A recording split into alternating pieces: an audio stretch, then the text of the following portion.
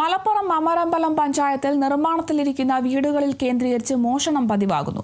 വീടുകളിലെ electric wiring സാധനങ്ങളാണ് മോഷ്ടിക്കുന്നത്. ഒരാഴ്ചക്കിടെ 2 ഇടങ്ങളിലാണ് സമാന രീതിയിൽ മോഷണം നടന്നിട്ടുള്ളത്.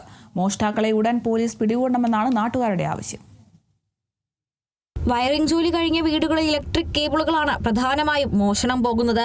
ബുധനാഴ്ച രാത്രിയിൽ പറയങ്കാട് ഡയാലിസിസ് സെന്ററിന് സമീപം നിർമ്മാണത്തിലുള്ള മേലേടത്ത് ഹസ്കറിന്റെ വീട്ടിലാണ് മോഷണം നടന്നത്.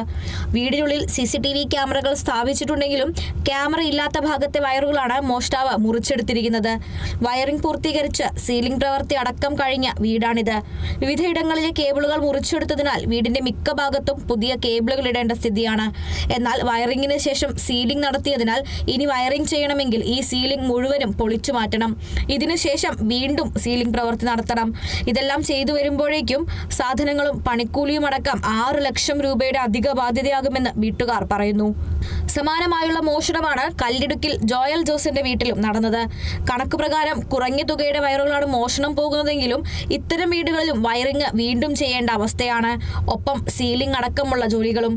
ഇതോടെ മോഷണം പോയ സാധനത്തിനേക്കാൾ ലക്ഷങ്ങളുടെ അധിക ബാധ്യതയാണ് ഉടമകൾക്കുണ്ടാകുന്നത്. ഇത്തരം മോഷ്ടാക്കളെ ഉടൻ പിടികൂടണമെന്നാണ് നാട്ടുകാരുടെ ആവശ്യം. Kerala vision news, Malappuram.